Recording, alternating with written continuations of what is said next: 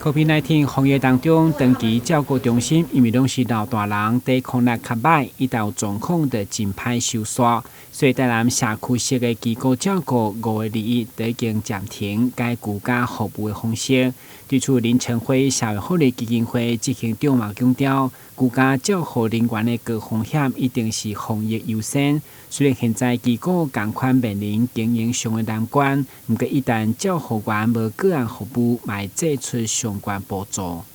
在长照的这边，我们也是很担忧群聚的部分，所以其实除了就是家属现在没有办法来，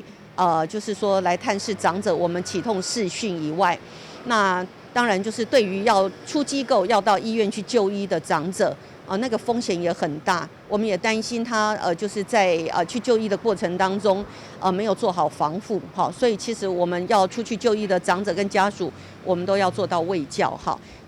根据了解，台南市原本将针对全市2000多名照护机构的照护人员进行快筛，不过受限业者的配合度甲执行效果，所以市长吴伟霆表示，但这波分配到15000剂疫苗，嘛将照护人员甲社工直接列入优先。这个照护人员在楼层之间穿梭，在机构之间穿梭，在机构与外界的，包括市场，包括其他地方。来穿梭，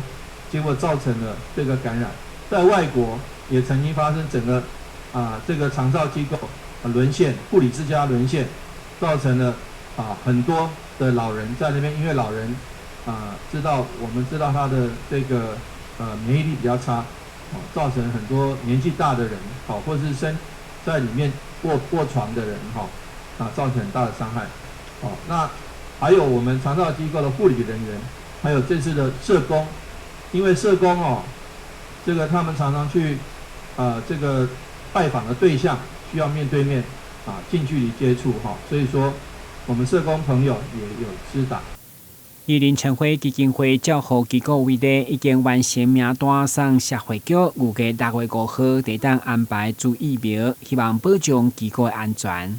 机构就是说做好比较好的防护措施，其实是工作人员每个人都要打疫苗。所以其实我在昨天有接到台南市政府的一个通知就是说我们的照护员养护中心的照护员是第一个优先要施打疫苗的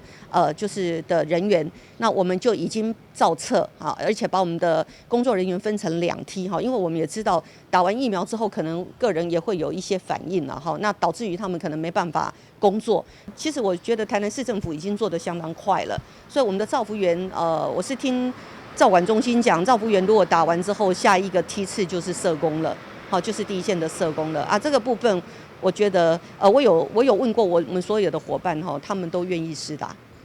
在整体防疫战争当中，长期照护一道破口需要付出真大代价，所以市府强调一定是高规格防疫。但新闻军及何乔邦采访报道。